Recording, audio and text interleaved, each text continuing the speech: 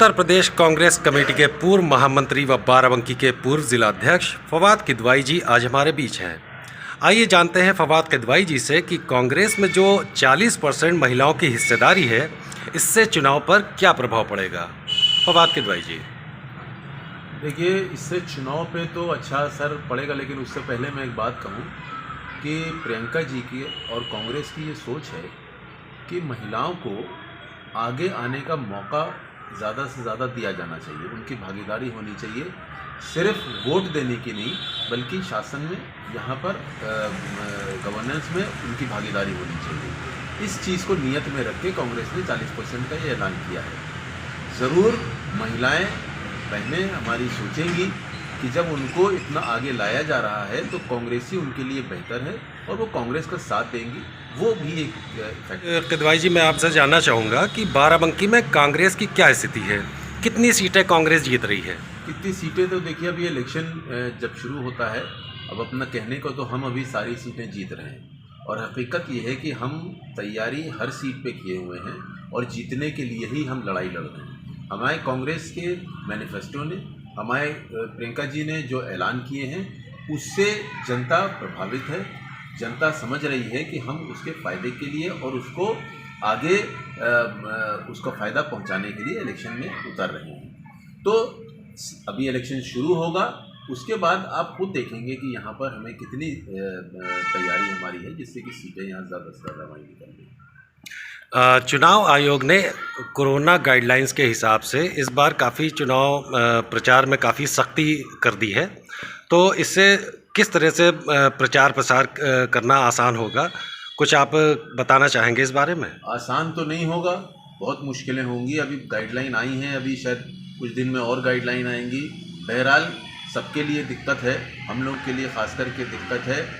ये बात ज़रूर है कि अगर खुल के चुनाव होता, अगर उस तरह से बिल्कुल आज़ादी होती, तो एक अलग हम लोग प्रचार कर सकते हैं और अपने जो मुद्दे हैं, जो बातें हैं कांग्रेस की विचारधारा, वो जनता तक पहुंचा सकते हैं। लेकिन इन हालात में, कोरोना वाले काल में, इसमें वोटर की जान की और उसकी हिफाजत की ज़्यादा जिम्मेदारी है और हम लोग उस चीज़ का पूरा सम्मान करते हैं। तो उस लिहाज से जो भी यहाँ पर परमिट किया जाएगा, उसमें हम लोग इलेक्शन लड़ेंगे और बेहतर उसमें कोशिश करेंगे कि हम लोग कार्रवाई करेंगे। चुनाव आयोग ने कोरोना गाइडलाइंस के हिसाब से इस बार काफ़ी चुनाव प्रचार में काफ़ी सख्ती कर दी है, कहना चाहेंगे इस बारे में। आसान तो नहीं होगा, बहुत मुश्किलों के लिए ख़ास करके दिक्कत है। ये बात ज़रूर है कि अगर खुल के चुनाव होता, अगर उस तरह से बिल्कुल आज़ादी होती, तो एक अलग हम लोग प्रचार कर सकते हैं और अपने जो मुद्दे हैं, जो बातें हैं कांग्रेस की विचारधारा, वो जनता तक पहुंचा सकते हैं। लेकिन इन हालात में, कोरोना वाले काल में, इसमें वोटर की जान की और उसकी हिफाजत की ज़्यादा जिम्मेदारी है और हम लोग उस चीज़ का पूरा सम्मान करते हैं।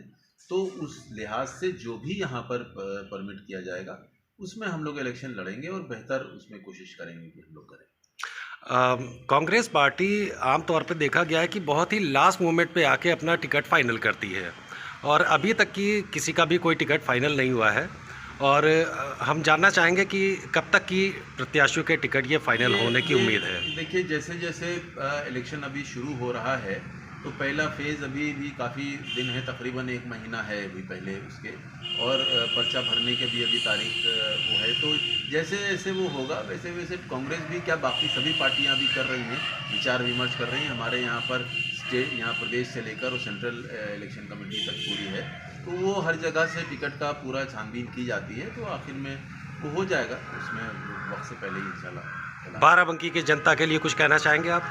बाराबंकी की जनता समझदार है और हमेशा हम उसके शुक्रगुजार रहेंगे कि उसने यहाँ पर अपने सोच समझ के और आपस में अमन कायम रहे, इस पर हमेशा उसने वोट दिया, चाहे जिसको भी जिताया हो, जिसको भी उसने वोट दिया हो, लेकिन एका बना रहे, उसके लिए हमेशा उसने वोट दिया। इसके लिए हम उसका धन्यवाद देना चाहेंगे। बहुत बहुत शुक्रिया फवाद किदवाई जी, हम बात कर रहे थे फवाद किदवाई जी से, बहुत बहुत धन्यवाद।